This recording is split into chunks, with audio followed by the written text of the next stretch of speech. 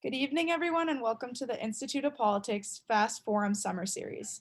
I'm Karine Hajar, student co-chair of the Fellow and Study Group program at the IOP. In the midst of a global pandemic, economic downturn, and with the 2020 election on the horizon, the virtual John F. Kennedy Jr. Forum remains Harvard's premier arena for political speech, discussion, and debate. I have the distinct pleasure of welcoming each of you to this evening's discussion with Maryland Governor Larry Hogan. Governor Hogan is the 62nd governor of Maryland and the chairman of the National Governors Association. Governor Hogan is the author of Still Standing: Surviving Cancer, Riots, a Global Pandemic, and the Toxic Politics That Divide America, released just this week. As we face a future full of questions, Governor Hogan's book is a timely reminder that perseverance in the face of unexpected obstacles is at the heart of the American spirit. Moderating this evening's conversation is Doug Heye, CNN political commentator and former communications director to the Republican National Committee. Heye served as an IOP resident fellow in the fall of 2015.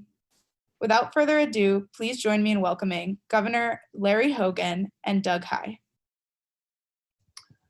Great, Governor, thanks so much for being with us. Well, thank you very much. It's such an honor, and I can't thank you enough for the opportunity.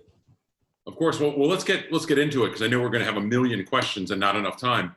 Right now you got some good news, which was that at a time when approval ratings are plummeting for governors of both parties across the country, according to a new survey by researchers from Harvard, including Northeastern, Northwestern, and Rutgers, yours is the highest in the nation at 76%. I wonder if you can tell us, what do you attribute that to, while also walking us through the news that you made today with the mask mandate and pausing reopening in Maryland? Well, if those numbers came from Harvard, then they must be accurate. So I'm proud to have those kind of look. I'm really it's hard to put a finger on it, but I've tried my best throughout this crisis. First of all, we've taken early and aggressive action. We've always followed the advice and the direction from some of the smartest doctors and public health scientists and epidemiologists, and really followed the science and made smart decisions. I think that's why people, regardless of their party affiliation, believe that we've done a pretty good job of managing this virus. Having said that, this is by no means behind us. I don't want to take any kind of victory laps. I'm honored that the people of our state, feel that we're doing a good job of managing it. And we've been working really hard. We have a great team of people, but this thing can flare up at any moment. And so we're staying on top of it as carefully as we can. From the very first day we got our very first case, I declared a state of emergency. We took maybe 40 different executive orders to take actions. I was the first governor in America to close the schools and a whole series of other actions. We were one of the first to impose a mask order because we thought that was one of the scientists and doctors told us it was the best way to stop the virus. We just expanded that. Our numbers are trending really well compared to many other states, but we have a few concerning things. Younger people are starting to spike up. I know many of their students are listening. And we're seeing a few outbreaks in certain areas and a slight increase in hospitalization. So we expanded that mask mandate because it's one simple way to keep things open, but to stop the spread. Great, thank you. And a big part of reopening has been the question around schools, and that has generally been when talked about more about primary education, kindergarten through 12th grade. So since this is a college discussion, I wanted to ask you about colleges specifically, but also the issue that doesn't get talked about as much of childcare. Yeah. And how are you looking at the colleges in Maryland that are looking to reopen and how they best can do it, what those impacts are? And then specifically with childcare, how are you looking at the role that plays as a real backbone in the economy and making it possible for parents to go back to work? Well, it's a great question, multi-part question. I'll tell you, with all of the tough decisions that we as governors have had to make, these are some of the hardest. On K through 12 education, we want to get kids back in the classroom, but only when we can do so in a safe way. And so our state has got a long, involved plan that it takes the best advice of the doctors, the scientists, and our local school boards to make those decisions. We give flexibility to the local jurisdictions. And with our universities, I just had the University of Maryland system. I just talked with them this afternoon, the president of the University of Maryland, College Park, about their plans, and they're going about it in a very careful way. They're going to try to do about 80% of their classes online. Some classes like lab work and music classes and things where you actually have to come in and you can't just do online. They're going to bring people back, but very safely. We just today announced that we're going to test every single student and faculty member on a regular basis all across all of our universities statewide. The state is going to assist the university system with that. On childcare, it's a critical issue, and it's one of the hardest ones to solve because people are trying to return to the workplace. In some cases, single parents or both parents working, and young kids, that it's even more difficult than schools. We want to keep these young kids safe and healthy. You can't get the little kids to keep masks or keep distanced, and so we've got child care centers open, but with fewer capacity. It's difficult for them to operate. We've opened state run and state funded through our school system, our state superintendent of schools, more daycare, and try to provide the support, but it's not an easy thing. And this is going to be one of the biggest challenges, is how do you protect kids and provide parents some opportunity while keeping those youngsters safe? And we haven't got all the answers yet. It's going to really still be a struggle as we try to get the economy back open. We're still encouraging telework for as many people as possible, but certain people, especially at the lower end of the socioeconomic chain, people have to show up for work. They can't just, work from home, and they've got young kids. In some cases, single parents that have to take care of them. We got to find a way to solve this problem, and it's not an easy one. Yeah, Child Care Aware of America is saying that there can't be a recovery if there is no child care. And is there a role that you see where the federal government can help the state, your state and other states for that matter, not only stabilize the childcare sector, but also work with you as you're trying to reopen? I think it would be a really good, important role for the federal government to play. Whether or not we can convince them to do that. I mean, right now we still have sort of divisiveness and dysfunction in Washington over this fourth stimulus package, which is very frustrating. Democrats and Republicans can't seem to agree, but I'm telling you, this is one of the things that states are really going to need the assistance of the federal government on, so we can help those folks, those people that really need to get some assistance with their daycare for their children. Great, thank you so much, Governor. From there, let's see if we've got some questions that we can start going to. I know we've got a lot of people who are online interested to hear from you. Great.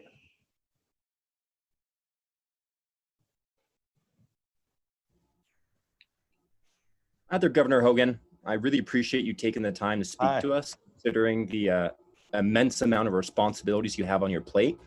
My question is how you handle the complex politics of being a moderate Republican in a party that has continually been drawn to the right.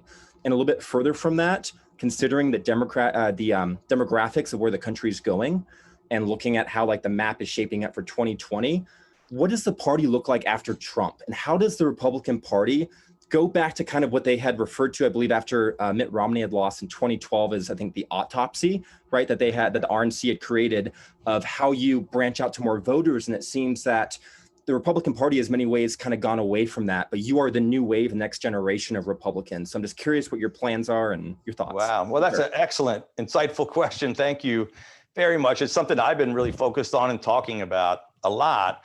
I really believe this is an important conversation, regardless of what happens in November. I think the Republican Party is going to have to take a hard look at what direction we head and what kind of party we're going to be after Donald Trump. I happen to believe, I came out of college with Ronald Reagan, which is really dating myself and telling you how old I am, but I was a chairman of Youth for Reagan, and Reagan was a guy who believed in a bigger tent and reaching out to try to attract more voters to the Republican Party. And he was a guy who was willing to reach across the aisle in a bipartisan way to work with the Democratic Congress. He had a more hopeful vision for America and a more positive, he was a great communicator. The Republican Party, I think, needs to think about returning to its roots and appealing to more people. I've done that here in the state of Maryland. When I was elected in 2014, it was the bluest state in America, the most Democratic registration of any state. And as a Republican, I was able to win because I brought together Democrats and independents who really believed that it was a new kind of politics, and we were going to put aside that divisiveness and the extremes of either party to try to find common sense bipartisan solutions. I think many people in America, on both sides, frankly, that maybe the Democratic Party, maybe for some people's taste, moving too far to the left, the Republican Party moving too far to the right. And there's a whole lot of people that are really looking for some type of just pragmatic, bipartisan, common sense solutions to America's problems without all the divisiveness. And that's what I'm going to try to help convince and be a part of the discussion to try to get my party to focus on. Great. And for the next question, let's go to Ruquan Brown, please.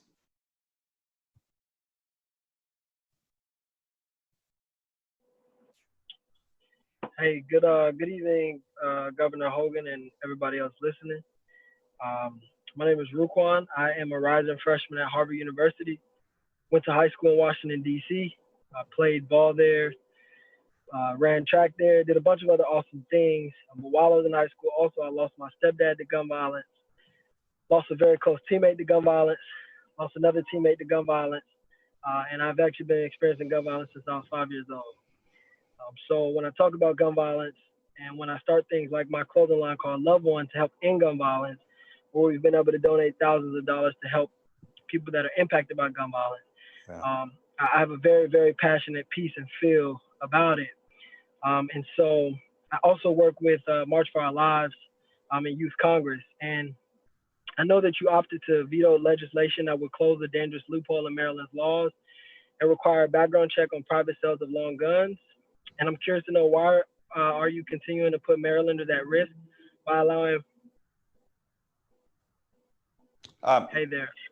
Yeah. Well, first of all, yeah. Thank you. I'm curious to know why you continue to put Marylanders at risk by allowing prohibited persons to purchase firearms without a background check.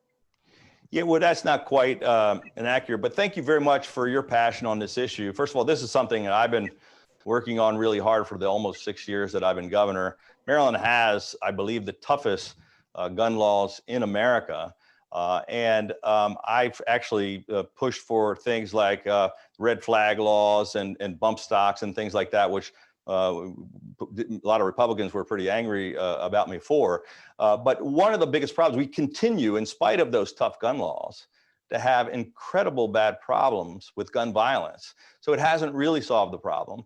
Baltimore, for example, since the tragic death of Freddie Gray in 2015, we've had 1,784 people killed in the city of Baltimore with gun violence, even though we have the toughest gun laws in America, because we are not doing anything about repeat violent offenders and the people murdering people in Baltimore City. And so I've been focused on that.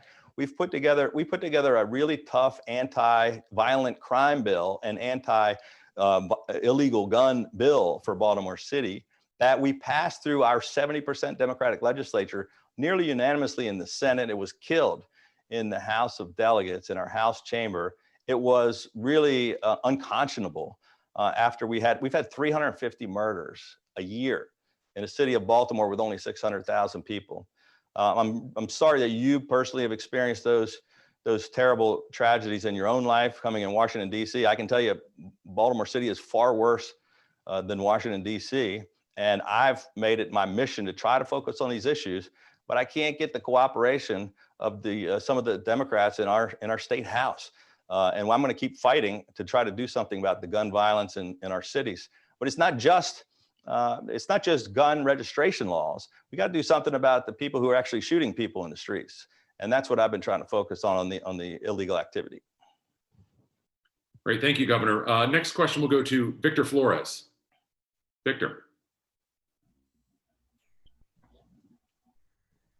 Hello. I'm not sure you can see me. We got you, Victor. Hello. Hello. Oh, all right. Hello. Thank you both for being here. My question, I really am curious to know more about the role that the First Lady of Maryland played in securing those tests from South Korea, what that process was like for a governor looking at the impending danger that the federal government was not interested in combating, And also, I would love to hear if you could comment on the article from 2 weeks ago out of the Washington Post about domestic tests having been presented to your office, and being cheaper, and what that debate was like in your Sure. office. Yeah, well, thank you for asking about that. I'm so proud of my wife. My wife was born in South Korea.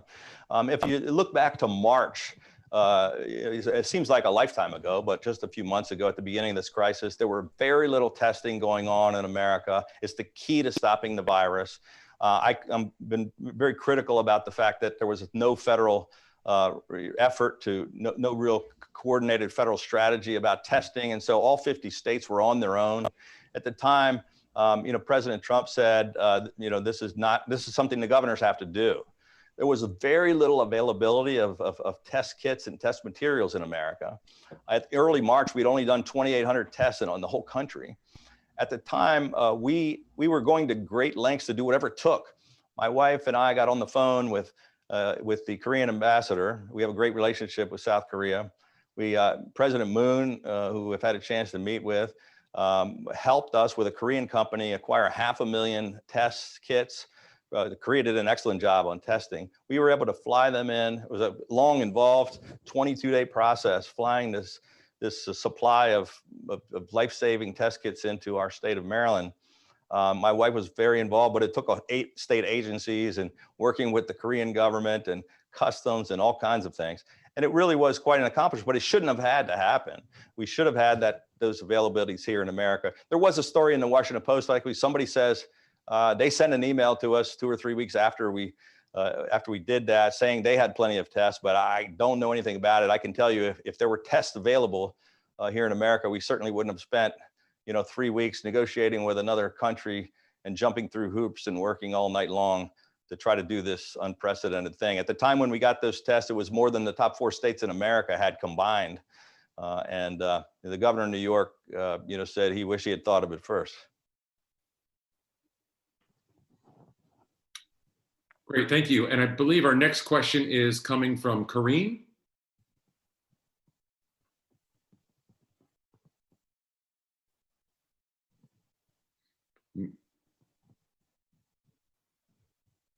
I think that's the case.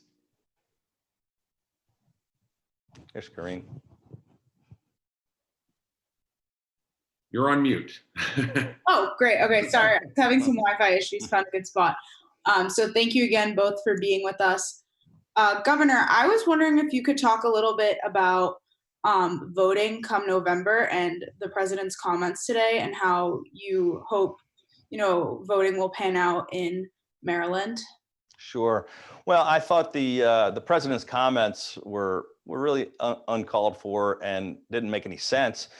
First of all, the president said that I don't want to repeat what he said, but he had a kind of a unhinged tweet that was talking about he was going to put off the election because of widespread fraud. And the president has no ability to do that, doesn't have the power to do that. I didn't think it was appropriate for him to make those comments. But look, we are in an unusual circumstance with COVID, and we've got to figure out how to make sure that we give everyone a chance to express their vote and to, this is one of the most important things we do is to make sure that every vote is counted and that we go about the democratic process in a fair way.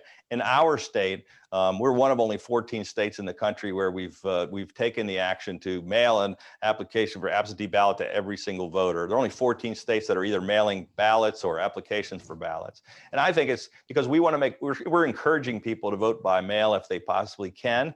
If they can't vote by mail, we have 8 days of early voting at centers where we're going to have PPE, protective equipment, very safety precautions to make sure it's safe. And then if you can't do that, we're going to have polling places safely open on election day, because in a primary, we had a problem where ballots were not mailed out properly. And then we had mass confusion at the polls with lines of, for 4 or 5 hours. So we kind of have an all of the above strategy and trying to encourage the voting by mail or voting early or in off-peak times, because we want to keep people safe, but we want to encourage every single person to vote and to make sure those votes are counted properly. Thanks, Governor. Thanks. And Governor, as a follow-up, how confident are you, just given the kind of talk that's been going on here in Washington, especially that Maryland, granted, sometimes the margins in Maryland on the presidential are pretty large, that we'll have a result for Maryland on election night? I don't think we're going to have a result on election night in Maryland or in just about any other state in America, because with all this massive voting by mail, I can tell you the experiences that we've had are that it takes quite a while to count these ballots that way. If you're going into the booth and pressing the button on the computer, it's very easy. If you're mailing things in and people are opening them and submitting them and pushing them into a machine, it's a very slow process. So, I mean, I could be wrong, but I think we're in for not only a long night, but potentially a long time, if it's a close election, for them to determine, you know, what happens. And I think we should be ready for that. I mean, we're going to do everything in our power in our state to get it done quickly, but it's an enormous task to count all those votes across the country when you're opening up a piece of mail and trying to figure it out. Great, thank you. David, you're up next, please. Hello, can you see me? Yes. Hello, David. Hey, so first of all, I wanted to say, you know, there are a lot of people, a lot of Republican governors that aren't even willing to talk about gun violence in the first place. And although we have our disagreements, I'm at least happy to see that you were at least talking about it. But I don't, just in case you don't know my experience with gun violence, my name is David Hogg. I went to Marjorie Stoneman Douglas High School on February 14th. A gunman came in with an AR-15 and shot and murdered 17 of my classmates and staff. As a result of the shooting, me and other students went out there and protested, demanding an end to gun violence. And as a result, we had over 800 marches around the country and world, with a protest in Washington, D.C. with nearly 1 million people. And in the time since our marches, we've transitioned into a chapter-based organization, including a chapter in Maryland for students to advocate for common sense gun laws and other resources for communities that are affected by gun violence. So the question that I have, you know, you talk about, you know, investing in police a lot in Maryland, for example, but I would like you to answer if you're talking about only investing more in these police to address these gun violence issues. You may disagree with me on this, but I firmly believe that gun violence isn't solely a policing problem. More than anything, it's a problem of systemic racism and historic injustice, given that the #1 predictor of where gun violence occurs the most in the United States is where communities were redlined in the 1930s and 40s by the Federal Housing Administration.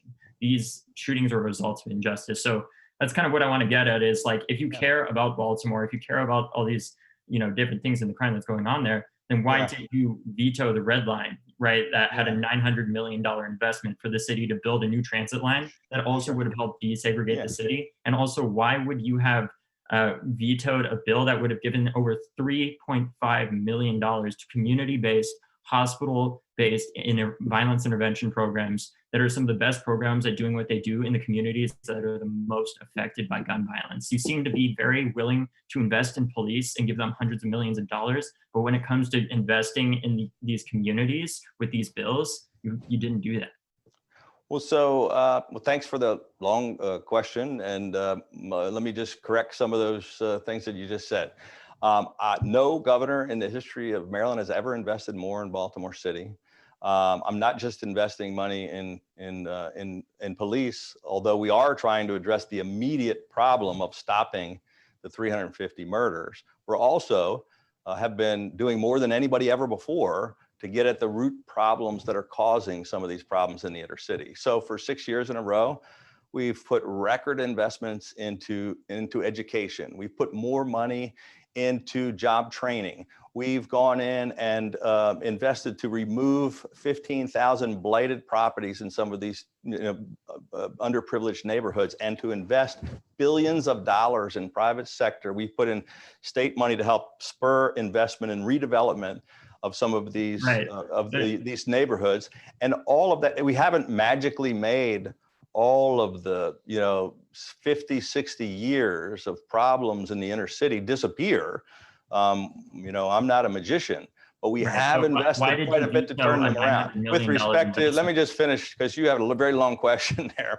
On the red line, The previous governor, who was the former mayor of Baltimore, didn't build it for 8 years because it never made any sense. The Washington Post editorial board said it was a boondoggle that never made any economic or transportation sense. It's the same thing our transportation department decided. So I know some people, I read an article, I've heard people say, oh, this was the reason for all the problems of Baltimore. We just didn't think it was a $4 billion, it shouldn't have been spent. And we were able to invest it in all those other things instead that I talked about. I did build the Purple Line, which is in some of our poorest communities in Prince George's County, our largest minority population in the state, which is 1.5 times larger than Baltimore City, right outside of Washington. And so I'm not opposed to investing in transit systems that work. It's just that one did not make any sense in Baltimore. But I agree with you that we have to address the root causes. We have to fix the underlying problems in these urban areas. But while we're working, and as we have, and this takes decades to change, but while we're working to fix those problems, we also have to stop the shootings and the murders. And I can tell you that 90% of the residents of Baltimore City and 90% of the African Americans in Baltimore City supported my crime bills to crack down on the violent crime. So this is not just me having a different opinion than you, it's everyone in Baltimore having a different opinion than you. Great. And, Governor, Governor, so the book, so everybody sees, is still standing, and want to make sure everybody can see it. One of the things you write in here really talks in deep detail. So I want to ask, not in deep detail, about your response to the Freddie Gray killing. Just so you know, one of my best friends was married the week after the riots happened there. And we were nervous that we weren't going to be able to, I was in the wedding, weren't going to be able to go because of everything that was going on in Baltimore. That situation seemed to work remarkably well compared to where we are right now. Wondered if you could talk about that. Well, so I had just been governor for 89 days when, after the tragic death of Freddie Gray, we had the worst violence in 47 years break out in our largest city. And within the first few hours, 400 buildings were burned and looted and destroyed, and 127 police and firefighters were injured and hospitalized. The city police was overwhelmed, and the residents of Baltimore City were crying out because they were scared, and we wanted to come protect the peaceful protesters and the residents from the violence and destruction. And so I declared a state of emergency, and I came in. I was very careful not to inflame the situation and to make sure that we allowed the peaceful protests. But we did stop the violence almost immediately. No more burning, no more looting, no more hurting people. But we peacefully, I walked the streets. I went to Freddie Gray's neighborhood. I hugged people whose homes and businesses were burned out. I talked with the people who were protesting. We stopped the violence. And I think, that's one of the mistakes we're making now today in both sides. You can't rush in and inflame the situation and aggressively move on protesters that aren't doing anything wrong. But you can't also just let violence and destruction take over cities with no response from the police, because the citizens, really need to be protected. So I think we got, acclaim all across the country on people on both sides of the aisle for the way we handled it, because I think we found that right balance. And I think, I think there are some lessons to be learned for people to take a look at the book that are particularly relevant right now. Great, Governor, thank you. From there, I turn it over to the Harvard IOP Executive Director, Mark Gearan. Well, thank you very much, Doug, and Governor, thank you as well for your leadership in Maryland, as well as for the National Governors Association. This brings to the closure our summer series, our Fast Forum series, and where we brought together journalists and activists, elected officials, to engage in discourse over the summer. And we're very grateful to have had Simone Sanders, a former fellow, now senior advisor to the Biden campaign. St. Paul Mayor Melvin Carter joined us to talk about his city in the aftermath of the events in Minneapolis and St. Paul with the tragic killing of George Floyd. CNN's Omar Jimenez joined us to talk about his perspective as a journalist, and having been arrested there. We turned to international issues with former fellow Fred Hochberg in conversation with the German ambassador to the United States, Emily Haber. And in honor of Pride Month, we had the CEO of the Victory Fund, the former mayor and former IOP fellow, Anise Parker, in conversation with Massachusetts State Senator Julian Cyr. And just last week, welcomed Tom Steyer, environmental activist and presidential candidate this past year for the Democratic nomination. So it has been, with all 7 forums, a rich conversation. We're very much looking forward to the fall with our continuation of our virtual forums. We invite you to track our website and to engage with these important conversations. And in closing, I'm very grateful to our team, certainly our student leadership, Blake Barkley, who's heading up our forum committee, our student executive committee that work tirelessly on our issues, and my colleagues at the Institute of Politics, notably Kathy Park, Christian Flynn, Kelsey Donahue, Morgan Burke. They've all worked very hard during the course of the year with our executive director, Amy Howell. So we thank you for joining us. We look forward to the fall. We wish you well during the month of August. Stay safe and be well. And we look forward to coming back with our forums, engaging the important issues of election 2020 at the Institute of Politics this fall. Thank you all, and good night. Thank you.